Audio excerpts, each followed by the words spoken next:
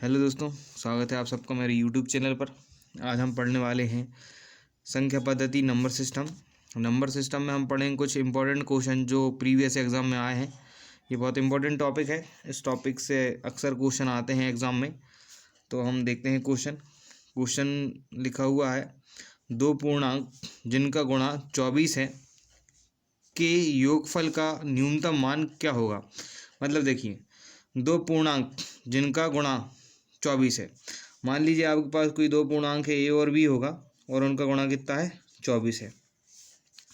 हमें ए plus B का न्यूनतम मान बताना है। तो देखिए, हमें क्या पता, नंबर दिया हुआ है 24, तो हम क्या करेंगे, 24 के गुणनखंड निकालेंगे। 24 के गुणनखंड क्या होंगे आपके पास, देखिए ध्यान से, 1 2 3 4 6 8 12 और 24। गुणनखंड मतलब इन सभी नंबरों से 24 में क्या चला जाएगा, भाग चला जाएगा। अब हम देखते हैं, एक का गुणा अगर मैं 24 में करूँगा तो 24 एकम 24 हो जाएगा, लेकिन 24 और एक क्या हो जाएगा, 25 हो जाएगा, जो कि हमें चाहिए नहीं।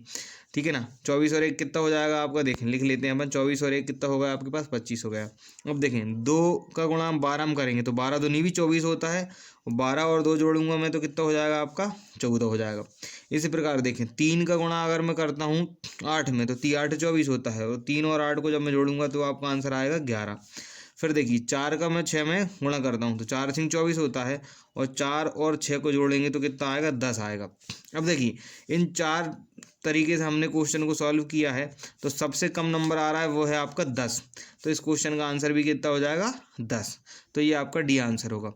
देखिए, हम क्वेश्चन कर रहे हैं इसी टाइप के और भी क्वेश्चन करेंगे हम आगे।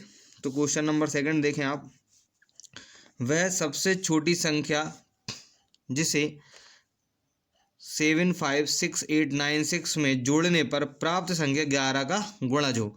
देखिए, हमने पढ़ा है कि गुणनखंड क्या होते हैं। तो देखिए, 11 का गुणज मतलब क्या होगा कि अगर उस संख्या में हम 11 से भाग दें तो 11 से पूर्णतः भाग भी चला जाएगा। इसका मतलब हमें वह संख्या याद करना है जिसको इस नंबर में जोड़ने के बाद में वह पूरी तरीके से क्या है, 11 से भाग चली जाए। तो देखिए, 11 से भाग के नियम हमने पढ़े थे। जब भी हम क्या करते हैं, इवन और ऑड टर्म को जोड़ते हैं और उनका अगर जोड़ घटाना 0 आ जाता है तो आपका आंसर क्या होता है, वो 11 से भाग चले जाता है। देखिए, जैसे क्वेश्चन में नंबर लिखा हुआ है 7 5 6 8 9 6। देखिए, इवन टर्म मतलब सम, देखिए सम और विषम।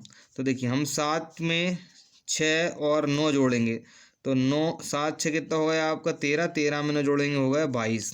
अब देखिए ध्यान से, अब हम 5 8 और 6 को जोड़ेंगे। 5 8 6 को जोड़ेंगे तो 8 5 13 6 हो गया कितना, 19। अब ये 22 है और ये 19 है। हमें इसे 22 बनाने के लिए कितना जोड़ना पड़ेगा, 3 जोड़ना पड़ेगा। इसका मतलब ये है कि देखिए, ये 3 जोड़ने के बाद 22 हो जाएगा, और 22 में 22 घटा देंगे हम तो कितना आंसर आएगा, 0। इसका मतलब इस क्वेश्चन का आंसर भी कितना आएगा, 3। इस संख्या में 3 जोड़ने के बाद में ये संख्या पूरी तरीके से 11 से विभाजित हो जाएगी। ठीक है ना। तो इसका आंसर होगा डी। अब देखिए, नेक्स्ट क्वेश्चन करते हैं हम। 17 फैक्टोरियल 17, ये फैक्टोरियल 17 लिखा हुआ है में सैकड़े के स्थान पर कौन सा अंक होगा। सैकड़े के स्थान पर मतलब देखिए, इकाई दहाई और सैकड़े के स्थान पर कौन सा अंक है, ये हमें बताना है। तो देखिए, फैक्टोरियल 17 को जब हम खोलते हैं तो 1 गुणा 2 गुणा 3 गुणा 4 गुणा 5 गुणा 6 कहाँ तक जाएगा, यहाँ से 17 तक जाएगा। और हमने पढ़ा था, जब भी हमें क्या निकालना रहता है, 0 निकालना रहता है, तो हम क्या करते हैं, लास्ट वाली टर्म में 5 से भाग करते हैं। तो देखिए, 5 दिया कितना हो गया, 15। इससे हमें ये पता चल गया कि इस पूरे नंबर में फैक्टोरियल 17 के जो गुणनखंड होंगे उन सब का गुणा करने के बाद हमें 3 तो 0 मिलने वाली हैं। 3 0 मिलने वाली मतलब इकाई के स्थान पर भी 0 आएगा, दहाई के स्थान पर भी 0 आएगा, और सैकड़ा के स्थान पर भी 0 आएगा। और क्वेश्चन में लिखा हुआ है फैक्टोरियल 17 में सैकड़े के स्थान पर कौन सा अंक होगा। तो हमें पता चल गया सैकड़े के स्थान पर कौन सा अंक होगा, 0 होगा। तो इस क्वेश्चन का आंसर आएगा सेकंड, जो कि क्या है, 0 है। तो आपका ये आंसर आ गया। अब हम क्वेश्चन नंबर 4 करते हैं। क्वेश्चन नंबर 4 आपका लिखा हुआ है 334 × 545 × 7p। देखिए, ये 7p मतलब हमें क्या करना है, कोई नंबर होगा 71 72 73 टाइप, तो 2 अंकों की संख्या लिखी हुई है, तो जिसमें इकाई का अंक p लिखा है। हमें क्या करना है, संख्या 3340 मतलब इनका गुणा करने के बाद जो संख्या आएगी ना, वो संख्या 3340 से विभाजित है। तो p का मान हमें ज्ञात करना है। तो देखिए ज़रा ध्यान से, हम एक बार क्वेश्चन को लिख लेते हैं। क्वेश्चन लिखा हुआ है 334 इंटू 545 इंटू 7p। इसमें क्या करा है, 3340 से ये पूर्णतः विभाजित है। अब यहाँ क्वेश्चन में देख के हमें पता चल रहा है कि 3334 से हम जब भाग करेंगे तो 10 बार में ये कट जाएगा। और देखिए 5 से जब हम भाग करेंगे, 5 एकम 5 और 5 शून्यम शून्य और 5 नम 45, ये संख्या ऊपर कट गई और 5 दूनी 10। अब नीचे आ गया है 2 और यहाँ पे लिखा है 70 के बाद कोई अंक आने वाला है, 70 के बाद कोई अंक आने वाला है और 2 से कटेगा वो, तो सम संख्या होगी। तो सम होगी तो 2 होगी, 4 होगी, 6 होगी, 8 होगी, या फिर 8 ही हो सकती, 10 तो लिखना नहीं है अपन को। तो ये 4 अंक होंगे। अब 4 अंक में से ऑप्शन में देखें हमारे पास कितना है, 2 भी है और 4 भी है। तो P का मान ज्ञात करना है। तो हम क्या करेंगे, यहाँ पर छोटा जो मान होगा वो हम उस हमारे क्वेश्चन का आंसर होगा। तो यहाँ पर हमारा आंसर कितना आ जाएगा, 2 आ जाएगा। ठीक है ना। तो इस क्वेश्चन का आंसर है C, सेकंड 2। अब देखिए क्वेश्चन नंबर हम करने वाले हैं 5। क्वेश्चन नंबर 5 हमें लिखा हुआ है कि 10 की घात 100 को 5 की घात 75 से भाग देने पर भागफल क्या होगा। तो देखिए ध्यान से, हमें क्या करना है, 10 की घात 100 में 5 की घात 75 से भाग देना है। तो 10 की घात हम 100 लिख लें एक बार और बटे में लिख लेंगे 5 की घात 75, भाग देना है हमें। तो 10 को हम लिख सकते हैं 2 की घात 100 गुणा 5 की घात 100। भाई 2 पंजे 10 ही तो होगा ना, और 10 की घात 100 लगा, 10 की घात 100 का मतलब 2 की घात 100 गुणा 5 की घात 100, बटे हम क्या लिख रहे हैं 5 की घात 75। अब घातें घट जाती हैं तो देखिए 5 की घात 100 है और 5 की घात 75 है नीचे, तो 5 की घात कितनी बचेगी आपके पास, 2 गुणा 2 की घात तो 100 ही है और 5 की घात आपके पास बचेगी कितना, 25।